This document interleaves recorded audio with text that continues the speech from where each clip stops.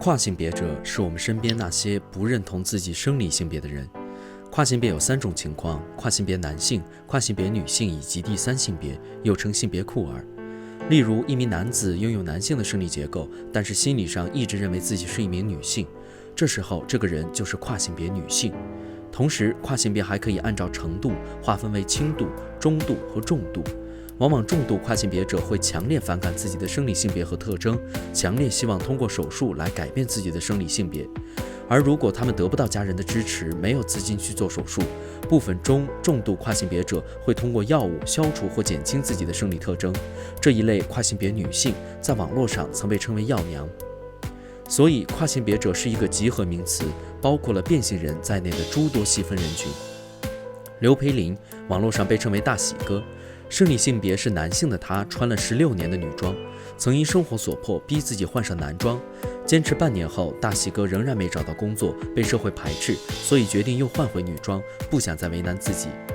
Kelly 是一名跨性别女性，是跨性别热线的早期接线员。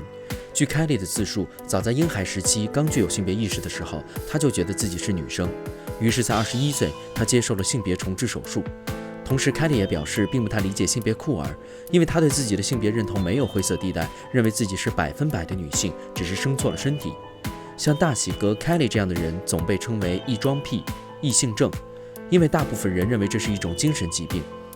他们会被建议去接受心理治疗，可使性心理恢复正常，甚至有些亲属会带他们接受电击治疗。但奇怪的是，报告显示90%以上的跨性别者在18岁以前就已经认同自己的内心有另外一个性别的存在，甚至有些人从有性别意识开始就觉得自己生错了性别。另外，许多我们认为是同性恋的情侣，他们却认为自己是异性恋。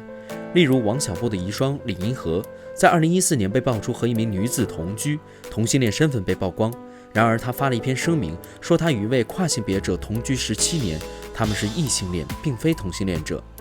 可以推断，这位同居的女子应该是跨性别男性，在他们的认知里当然是异性恋。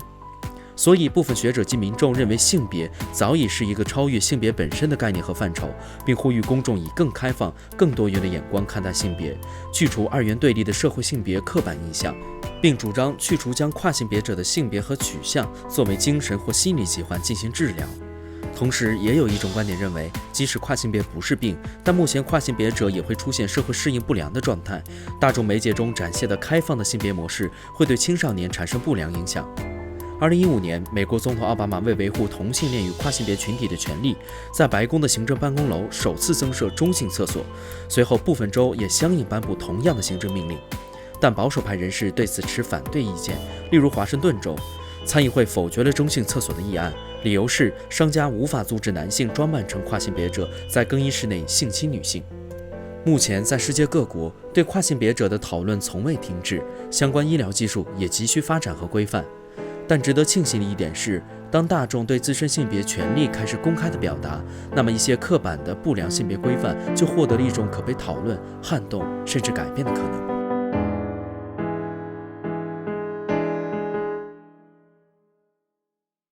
感谢您观看本期节目。What on Earth 一探究竟是人文科普自媒体，我们关注人类社会值得探讨的有价值的话题。如果您喜欢我们的节目，请3连支持并推荐给您的朋友，